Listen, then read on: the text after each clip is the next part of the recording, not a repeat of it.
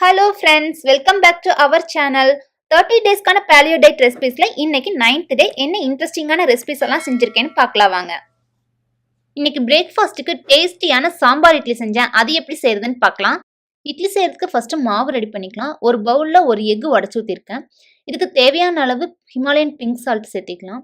இது நல்லா பீட் பண்ணிட்டு துருவன தேங்காய் ஒரு 1/2 கப் இது மிக்ஸி ஜாரில் போட்டு அடிச்சு எடுத்திருக்கேன். அதை தண்ணி சேர்த்தாம அரைச்சிக்கணும். இது கூட 100 கிராம் பன்னீர் அதையும் மிக்ஸி ஜாரில் போட்டு நல்லா பொடி பண்ணி வச்சுருக்கேன். இதையும் இதில் சேர்த்து நல்லா மிக்ஸ் பண்ணிக்கலாம். உங்களுக்கு நல்லா மிக்ஸ் பண்ண வரலைன்னா கையில் கூட பிசைஞ்சுக்கலாம். இந்த மாதிரி மாவு ரெடி பண்ணிட்டோம். ஒரு இட்லி தட்டில் தேங்காய் எண்ணெய் அல்லது நெய் தடவி இட்லி மாதிரி ஊற்றி 10 நிமிஷம் இட்லி பாத்திரத்தில் வேக வச்சு எடுத்துக்கலாம். நான் இன்னைக்கு எடுத்துக்கிட்ட அளவுகளில் 4 இட்லி வந்துச்சு. நீங்கள் உங்களுக்கு எந்த அளவு வேணுமோ அதுக்கு தகுந்த மாதிரி தேவையான பொருட்களை எடுத்துக்கோங்க. 10 நிமிஷம் நல்லா வேக வச்சு எடுத்துட்டோம். நல்லா சூடாக இருக்குது. இது சூடாக எடுக்காதீங்க, தட்டிலேயே ஒட்டிக்கும். நல்லா ஆறுனதுக்கப்புறம் எடுத்தால் ஈஸியாக இந்த மாதிரி வந்துடும். நேற்று பேலியோ சாம்பார் செஞ்சுருந்தேன் இல்லையா, அது பேலன்ஸ் இருந்துச்சு. ஸோ நான் சாம்பார் இட்லி மாதிரி செஞ்சு சாப்பிட்டேன். நீங்கள் நான்வெஜ் குழம்பு, சாம்பார், பேலியோ தேங்காய் சட்னி, கார சட்னி எது வேணாலும் சைட் டிஷ்ஷாக எடுத்துக்கலாம். சூப்பராக இருக்கும். இந்த இட்லி பன்னீர் எக்கு சேர்த்துக்கனால நல்லா ஹெவியாக இருக்கும். 2 இட்லி தான் சாப்பிட முடியும். 4 இட்லினா 2 பேர் சாப்பிட்லாம். லஞ்சுக்கு சுரக்காய் வச்சு ஒரு அவியலும் சூப்பரான கோவக்காய் ஃப்ரையும் எடுத்துக்கிட்டேன். அது எப்படி செய்யறதுன்னு பார்க்கலாம்.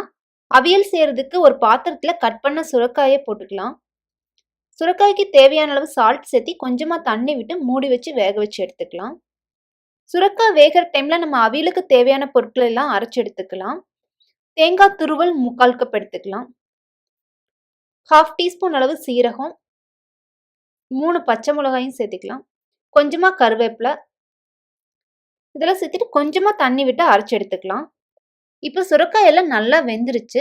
அடுத்து நம்ம அவியலுக்கு அரைச்சி வச்சிருந்தோம் இல்லையா, அந்த பேஸ்ட் இதில் சேர்த்துக்கலாம். சுரக்காய் வேகிறதுக்கு கொஞ்சமாக சால்ட் சேர்த்திருந்தோம். இப்போ இன்னும் கொஞ்சம் சால்ட் சேர்த்திக்கலாம். தாளிப்புக்கு வந்து நான் தேங்காய் எண்ணெயில் கடுகு, சீரகம், சின்ன வெங்காயம், கருவேப்பிலை இதெல்லாம் சேர்த்து தாளிச்சு வச்சிருந்தேன். அதை இதில் சேர்த்திக்கலாம். எல்லாம் சேர்த்து நல்லா கலந்து விட்டுட்டு ரொம்ப நேரம் வச்சிருக்க வேண்டாம். 1 நிமிஷம் கொதிக்க வச்சு ஆஃப் பண்ணிடலாம். அடுத்து கோவக்காய் ஃப்ரைக்கு ஒரு கடாயில் தேங்காய் எண்ணெய் 2 ஸ்பூன் சேர்த்திக்கலாம். எண்ணெய் நல்லா காஞ்சதுக்கு அப்புறம் கோவக்காய் ரவுண்டா சின்ன சின்னதாக கட் பண்ணி எடுத்திருக்கேன். அதை சேர்த்திக்கலாம். கோவக்காய்க்கு தேவையான அளவு சால்ட் மட்டும் சேர்த்து நல்லா ஃப்ரை பண்ணிக்கலாம். கோவக்காய் இந்த மாதிரி 3/4 ஃப்ரை ஆனதுக்கு அப்புறம் ஒரு 1/2 டீஸ்பூன் அளவு மஞ்சள் தூள், காரத்துக்கு தகுந்த மாதிரி மிளகாத்தூள் சேர்த்து மறுபடியும் நல்லா ஃப்ரை பண்ணி எடுத்துக்கலாம். கோவக்காய் எல்லாம் நல்லா ஃப்ரை ஆயிடுச்சு. நம்ம ஸ்டவ் ஆஃப் பண்ணிட்டு தேங்காய் துருவல் நிறைய சேர்த்து மிக்ஸ் பண்ணிக்கலாம். லஞ்சுக்கு சூப்பரான அவியலும் கோவக்காய் ஃப்ரையும் செஞ்சு சாப்பிட்டாச்சு. டின்னருக்கு சிக்கன் கொத்து பரோட்டா செய்வோமா? கொத்து பரோட்டா செய்யறதுக்கு ஒரு கடாயில் 2 ஸ்பூன் தேங்காய் எண்ணெய் சேர்த்திக்கலாம். எண்ணெய் நல்லா காஞ்சதுக்கு அப்புறம் ஒரு கிராம்பு, ஒரு ஏலக்காய், ஒரு சின்ன துண்டு பட்டை இதெல்லாம் சேர்த்து நல்லா ஃப்ரை பண்ணிக்கலாம். எல்லாம் நல்லா ஃப்ரை ஆனதுக்கு அப்புறம் கொஞ்சமாக கருவேப்பிலை, கொஞ்சம் வெங்காயம், முட்டைக்கோசு, கலர் குடமிளகாய் இதெல்லாம் சேர்த்து நல்லா ஃப்ரை பண்ணிக்கலாம். கூட கொஞ்சம் சால்ட்டும் சேர்த்து ஃப்ரை பண்ணிக்கலாம். இதெல்லாம் நல்லா ஃப்ரை ஆனதுக்கப்புறம் கொஞ்சம் தக்காளியும் சேர்த்து ஃப்ரை பண்ணிக்கலாம். அடுத்து 2 எக்ல சால்ட், பெப்பர் மட்டும் போட்டு பிளெயின் ஆம்லெட்டா செஞ்சு இந்த மாதிரி சின்ன சின்ன பீஸா கட் பண்ணி வச்சிருக்கேன். அதை இதில் சேர்த்திக்கலாம். கூடவே கொஞ்சம் குக் பண்ண போன்லெஸ் சிக்கன் அதுவும் இதில் சேர்த்திக்கலாம். கொஞ்சமா சால்ட், கொஞ்சம் பெப்பர் இதெல்லாம் சேர்த்து மீடியம் ஃப்ளேம்ல நல்லா ஃப்ரை பண்ணிக்கலாம். எல்லாம் நல்லா ஃப்ரை ஆனதுக்கு அப்புறம் ஸ்டவ் ஆஃப் பண்ணிட்டு இந்த மாதிரி ஷார்ப்பான டம்ளர் வச்சு கொத்தி எடுத்துக்கலாம். சூப்பரான எக் சிக்கன் கொத்து பரோட்டா ரெடி ஆயிடுச்சு.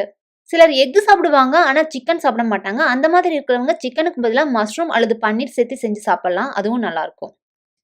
கடையில் வாங்கி சாப்பிட்ற கொத்து பரோட்டா விட இந்த எக் சிக்கன் கொத்து பரோட்டா சூப்பராக இருந்துச்சு. சிம்பிள் ஆனியன் ரைத்தாவே சைட் டிஷ்க்கு நல்லா இருக்கும். நீங்கள் வேணும்னா நான்வெஜ் கிரேவி கூட எடுத்துக்கலாம். இதே மாதிரி சூப்பராக செஞ்சு சாப்பிட்டே நம்ம வெயிட் லாஸ் பண்ணிக்கலாம். இன்னைக்கு ரெசிபிஸ் எல்லாம் உங்களுக்கு பிடிச்சிருக்கும்னு நினைக்கிறேன். உங்களுடைய ஃபீட்பேக்கை கமெண்ட் செக்ஷன்ல சொல்லுங்க. Health is wealth. ஹெல்த்தியா சாப்பிடுங்க, வெல்த்தியா இருங்க. இந்த வீடியோ பிடிச்சிருந்தா லைக் பண்ணுங்க, ஷேர் பண்ணுங்க. நம்ம சேனலை சப்ஸ்கிரைப் பண்ணி மறக்காம பக்கத்தில் இருக்க பெல் ஐக்கன் பட்டனை பிரஸ் பண்ணி வச்சுக்கோங்க. நாளைக்கு இன்னும் சூப்பரான பேலியோ ரெசிபிஸோட உங்களை எல்லாம் மீட் பண்றேன். Thank you friends.